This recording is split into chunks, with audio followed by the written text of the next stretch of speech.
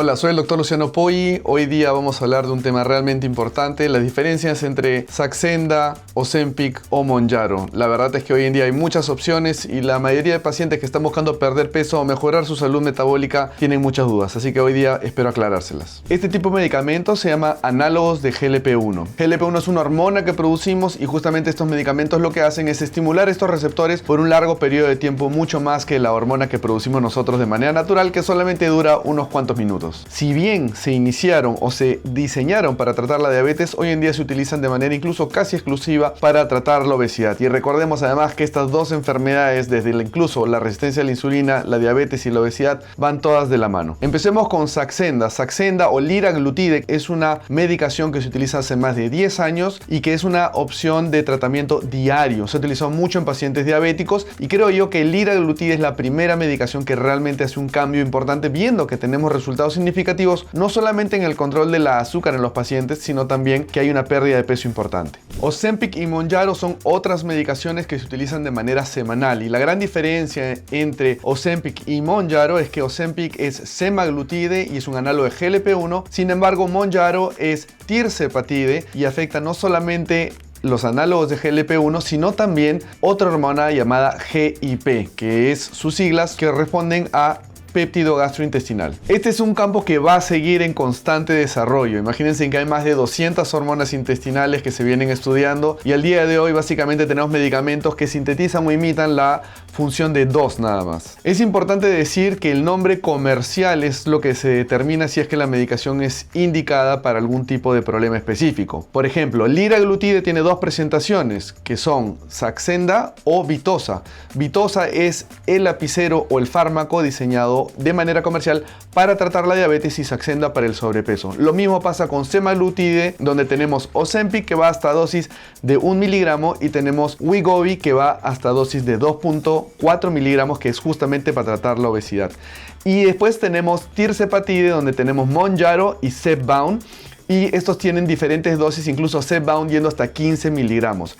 En pocas palabras, para perder peso se necesita mucha más dosis de estas medicaciones. La decisión de utilizar una medicación va a depender exclusivamente de una conversación y evaluación en consultorio con tu médico. Y justamente es importante tener en cuenta algunos factores que pueden ser a consideración, como por ejemplo cosas que muchas veces no se piensan. El costo del medicamento, la posibilidad de utilizarlo de manera frecuente, la posibilidad incluso de entender que algunas personas van a tener reacciones alérgicas a algunos medicamentos y a otros no.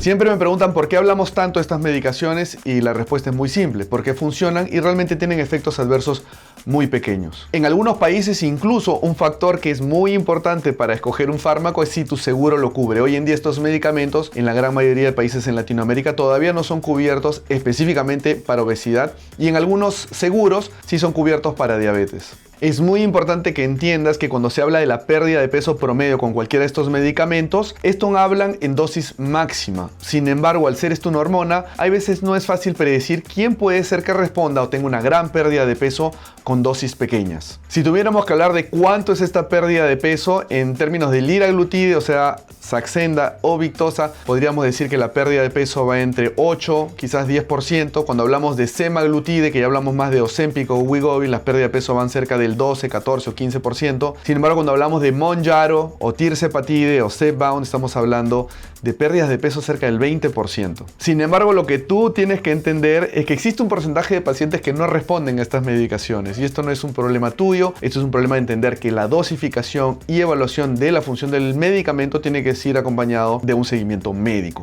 Y justamente así como hay un 15 o 20% de pacientes que no responden a estas medicaciones, cualquiera de ellas, hay también un 15-20% de pacientes que van a perder peso increíble y van a tener una disminución de su porcentaje de grasa de manera muy significativa y yo diría realmente muy similar a incluso una cirugía bariátrica.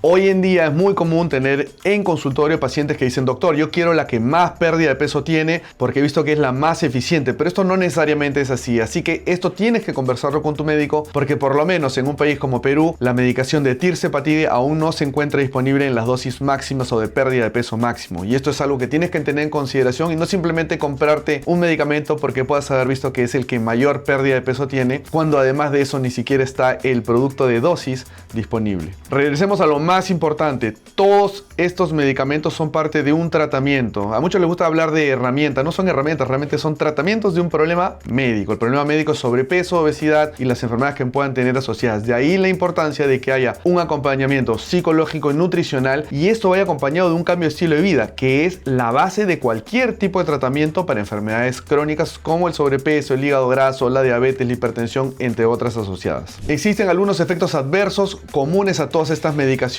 Estas medicaciones, si bien van a disminuir tu apetito y aumentar tu saciedad, van a hacer que todo tu tracto gastrointestinal trabaje de manera más lenta, así que es común tener episodios de dolor abdominal, cólicos, náuseas y sobre todo estreñimiento. El estreñimiento es uno de los efectos que usualmente no se disipa con el pasar del tiempo, los otros sí, el paciente llega a tolerar bien la medicación. Y por otro lado existen efectos adversos que son muy difíciles de predecir, como por ejemplo mareos, palpitaciones y sin duda alguna una respuesta alérgica en la piel o alguna respuesta alérgica mucho más severa. Por eso es bien importante que tu médico esté monitorizando cómo estás avanzando con estas medicaciones. La versatilidad de estas medicaciones ha hecho que incluso nosotros que hacemos cirugías las utilicemos en el postoperatorio para potenciar más la pérdida de peso y tratamiento de problemas asociados, y sobre todo un efecto normal, que cuando alguien ha pasado por un proceso de pérdida de peso y recupera el peso, en vez de estar pensando en otra cirugía si es que se operó, pensemos en la medicación primero, y sin duda alguna esta es la mejor indicación para alguien que ya se ha operado y ha recuperado peso, utilizar la medicación para recuperar el camino hacia nuevamente nuevos hábitos o reconstruir la vida que había